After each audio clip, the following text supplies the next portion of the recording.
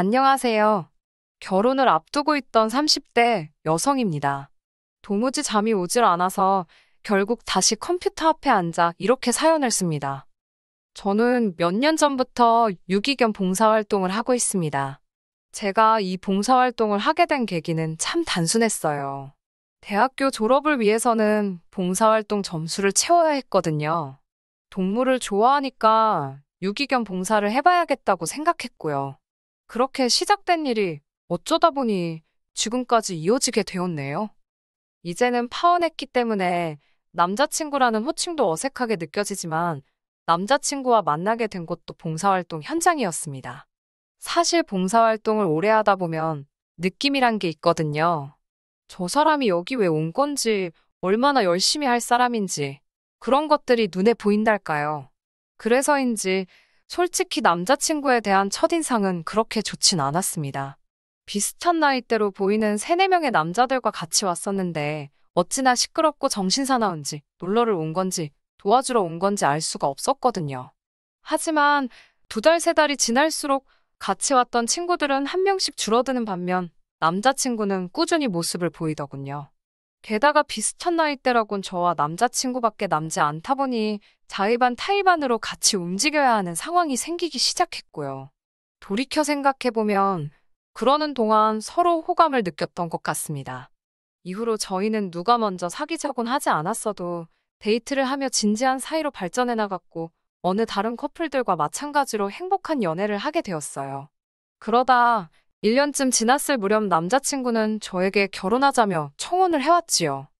청혼을 받고도 기뻐할 수만은 없었던 건 저에게는 남자친구에게 털어놓지 못한 비밀이 있었습니다. 그건 바로 제가 입양아라는 사실이었지요. 제가 입양아라는 사실을 알게 된 건 제 나이 17, 한참 사춘기로 예민한 시기였어요. 저희 부모님께서는 가능하다면 죽을 때까지 저에게 말해주지 않으려고 하셨다 했습니다.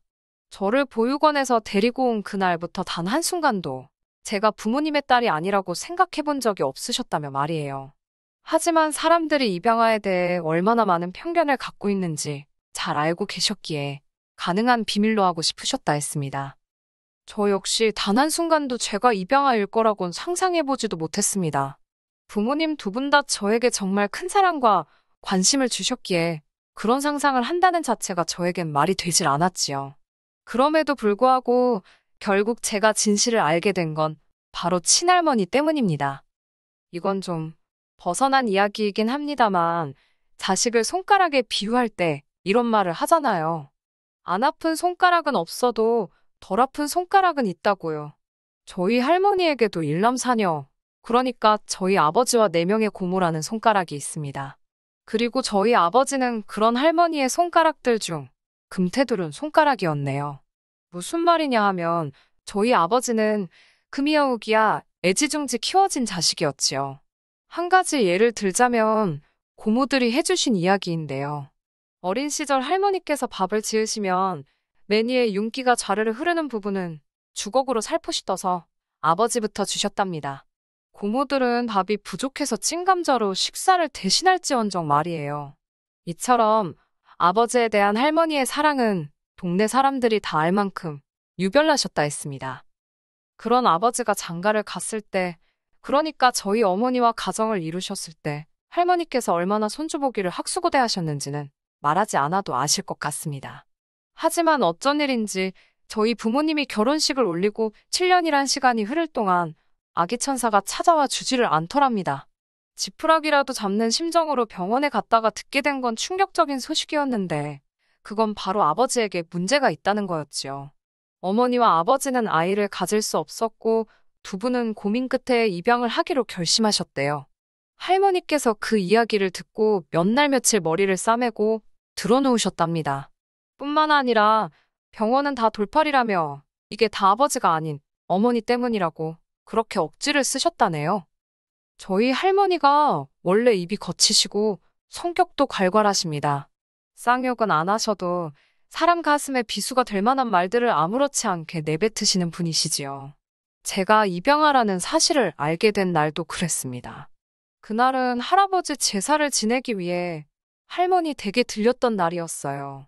어머니와 고모들을 도와 자질구레한 심부름을 하고 있었는데 어쩌다 할머니와 제가 눈이 마주쳤습니다. 그때 저는 접시 여러 개를 나르고 있었는데 금방이라도 놓칠 것만 같아 신경이 곤두서 있었어요.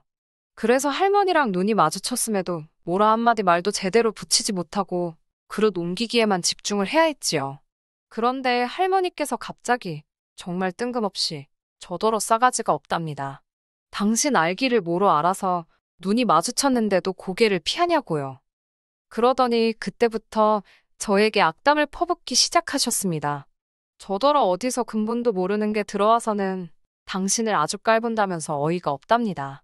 근본도 모른다니 그게 무슨 말씀이시냐고 저도 모르게 따지고 들었습니다. 그때 어머니와 아버지께서 그래도 어른이랑 맘먹으려고 들면 어쩌냐며 저를 방으로 밀어넣으셨어요.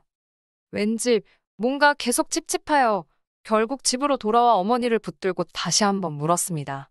장난 반, 진심 반으로 내가 어머니의 친딸이 맞냐고요.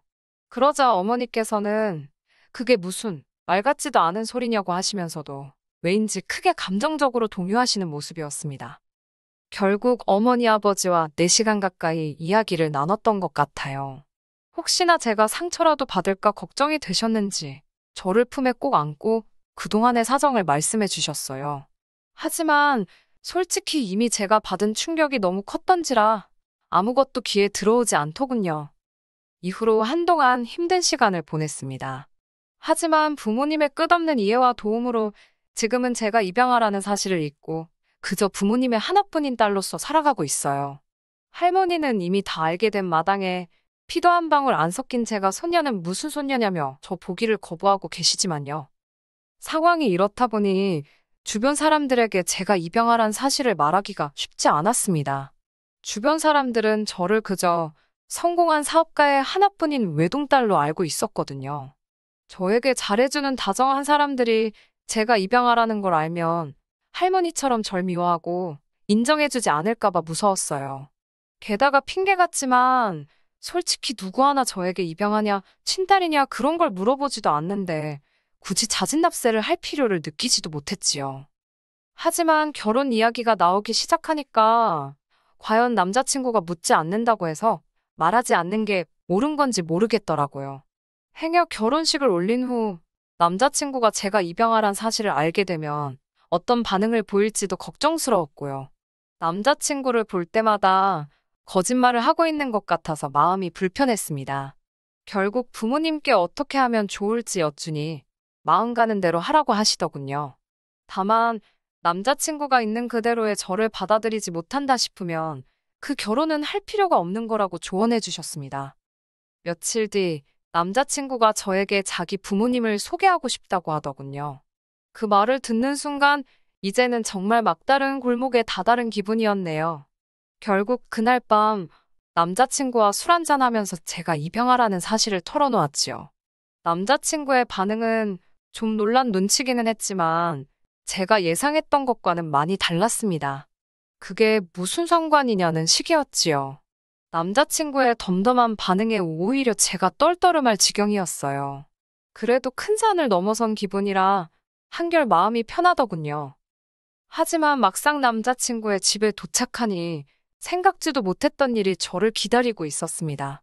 바로 어머님 아버님께서 저를 대하시는 태도였어요. 예비 시댁에 인사드리러 갈 때는 다들 선물 하나는 사간다고 하길래 저도 크게 의미를 두진 않고 예의상 한우 세트를 사갔습니다. 그러자 어머님께서는 뭘 이런 걸 다 사왔냐 하시더니 정말로 뜬금없이 그럼 저는 낳아주신 부모님과 길러주신 부모님 중 어느 쪽이랑 입맛이 비슷하냐고 물어보시더라고요. 예상치 못한 질문에 당황스러웠지만 길러주신 부모님과 비슷하지 않을까요? 라고 대답했습니다. 그리고 솔직히 낳아주신 부모님 입맛을 제가 어떻게 알겠어요? 황당해하는 저를 뒤로 하시고는 어머님은 입맛이란 게 타고나는 게 아닌가 보다며 신기하다고 중얼거리셨습니다. 너무 어이가 없었지만 어머님께서 나쁜 뜻 없이 정말 궁금해서 물어보셨을 거라고 스스로를 이해시키려고 했네요. 남자친구 어머님께서 식사 준비를 하시길래 저도 부엌으로 따라 들어갔습니다. 수저 놓고 젓가락 놓고 하는 일들을 도와드렸어요. 원래도 집에서 어머니를 자주 도와드리는 편이라 남자친구 어머님을 도와드리는데 별로 불편하단 생각은 안 했네요. 그런 저를 보고 어머님께서 가정교육은 잘 받은 것 같다고 하셨고요. 그런 칭찬을 듣자고 한 일은 아니었지만 기분이 나쁘지는 않더군요. 이후에도 어머님은 제가 하는 행동마다 잘 배웠다라든가 곱게 컸구나와 같은 칭찬을 한마디씩 해주셨어요. 그때는 어머님이 무슨 생각으로 이런 말씀을 하시는지 몰랐기 때문에 잘 보이고 있구나. 속된 말로 내가 지금 점수를 따고 있구나 싶어서 기분이 무척 좋았습니다. 식사를 하는 동안에는 아버님이 주로 대화를 이끌어 가셨습니다. 아버님께서는 저희 아버지가 하시는 사업에 큰 관심을 보이셨어요. 구체적으로 어떤 사업을 하시는지 말씀드리면 알아보시는 분도 계실 것 같아서 언급하기는 어렵지만 규모가 제법 크고 언젠간 제 것이 될 거라 하셨습니다.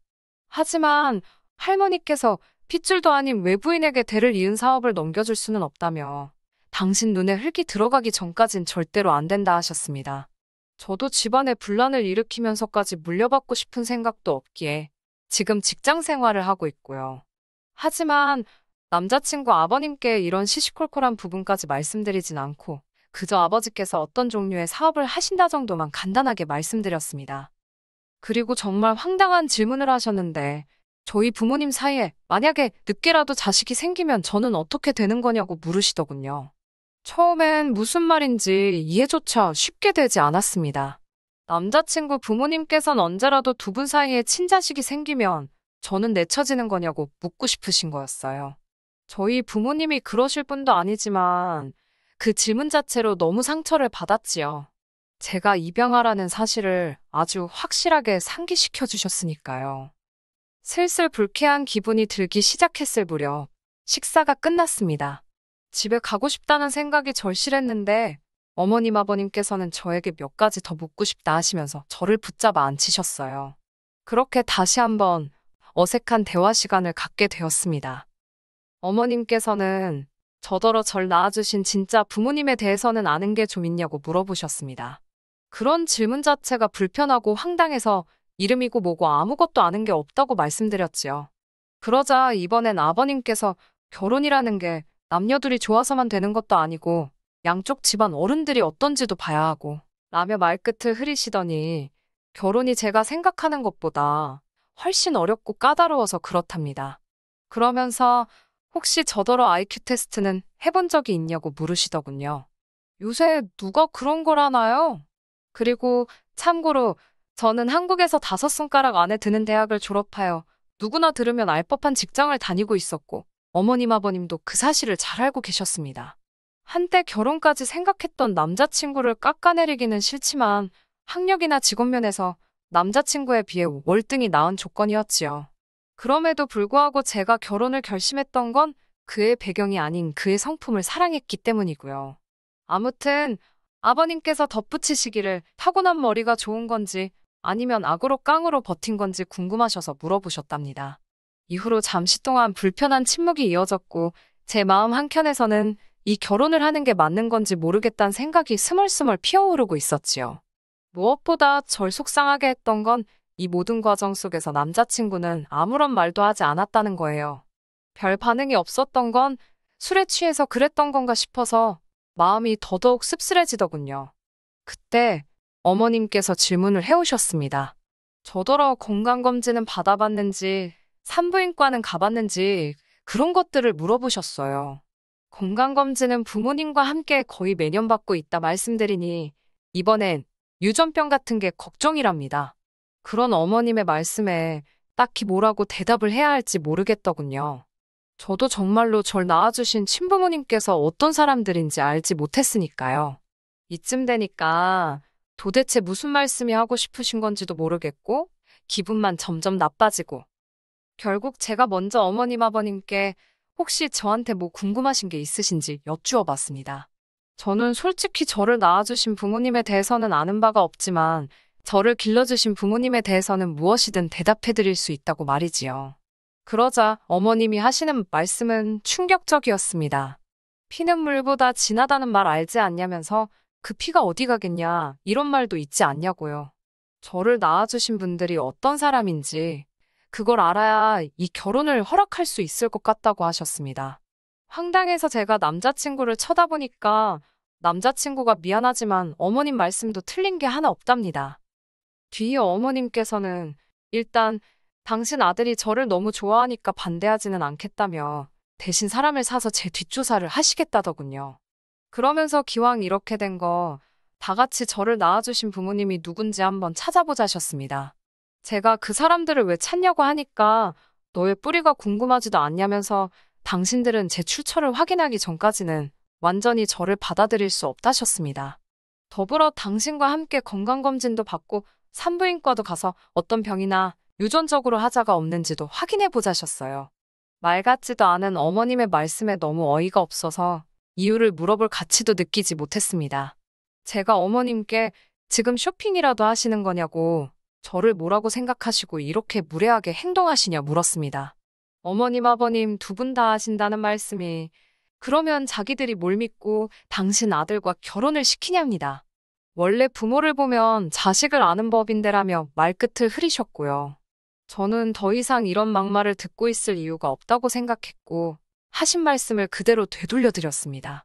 어머님, 아버님이 이렇게 생각이 없으시고 막말을 하시는데 거리낌이 없으신 걸 보니 남편에게 상식과 교양을 기대하긴 그른 것 같다면서 저는 그런 남자를 남편으로 맞을 생각이 조금도 없다고요. 그리고는 냉장고를 열어 제가 사왔던 한우를 다 끄집어내어 하나도 빠짐없이 챙긴 뒤 그 집을 나왔습니다. 그대로 차에 올라타니 남자친구가 이렇게 가면 키워주신 부모님 얼굴에도 똥칠하는 거라며 저더러 잘 생각하랍니다. 저는 키워주신 부모님이 아니라 그냥 부모님이라고 입 조심하라고 소리를 질렀고 그대로 차를 출발시켰습니다. 그리고는 바로 부모님 댁으로 향했어요. 인사드리러 간다던 애가 눈물 콧물을 흘리며 집에 도착했으니 부모님이 얼마나 놀라셨을지 말씀드리지 않아도 아실 거예요. 부모님께 남자친구 집에서 들었던 막말들을 전하니 무슨 그런 집구석이 다 있냐면서 크게 노하셨습니다. 이후로 며칠 동안 남자친구에게서 간간히 미안하다는 전화와 문자가 오긴 했지만 제 마음은 나아지지 않더군요. 오히려 그 집에서 바보같이 당하고 온 게 생각나 분한 마음만 커져갔습니다. 하지만 결혼한 사이도 아니다 보니 제가 실질적으로 남자친구에게 줄 수 있는 타격은 없더라고요. 그게 지금도 한이라면 한입니다. 어머니께서는 보란듯이 잘 살면 그것이 최고의 복수라며 저를 안아주셨습니다. 그리고 저에게 낳아주신 부모님이 궁금한지 물어보셨어요. 저는 궁금하지 않다고 말했습니다. 저에게는 어머니 아버지가 계시고 두 분이면 충분하다고요. 남자친구는 뭔가 깨달은 바가 있는지 아니면 자기 인생에 저 같은 여자는 다시 못 만날 걸 깨닫기라도 했는지 미안하다며 몇 번 집 앞에 찾아오기도 했습니다만 저희 아버지께 걸려서 온갖 욕이란 욕은 다 처먹었습니다. 한 번은 아버지께서 갯값은 물어주면 그만이라며 골프채를 휘두르시는 걸 간신히 말리기도 했네요. 지금 저는 부모님 댁에서 몸과 마음을 추스리며 지내고 있습니다. 입양아란 사실이 제가 아닌 척 한다고 사라지진 않겠지요. 하지만 더 이상 그 사실 때문에 주눅들어 살지 않으려고요. 그저 어머니 아버지의 하나뿐인 딸로 행복과 사랑을 누리며 살 거예요. 저와 부모님을 위해서라도 말이지요. 끝까지 들어주셔서 감사합니다. 오늘의 사연은 여기까지입니다. 구독과 좋아요, 알람 설정 부탁드리고 더 좋은 사연으로 다시 찾아뵙겠습니다. 감사합니다.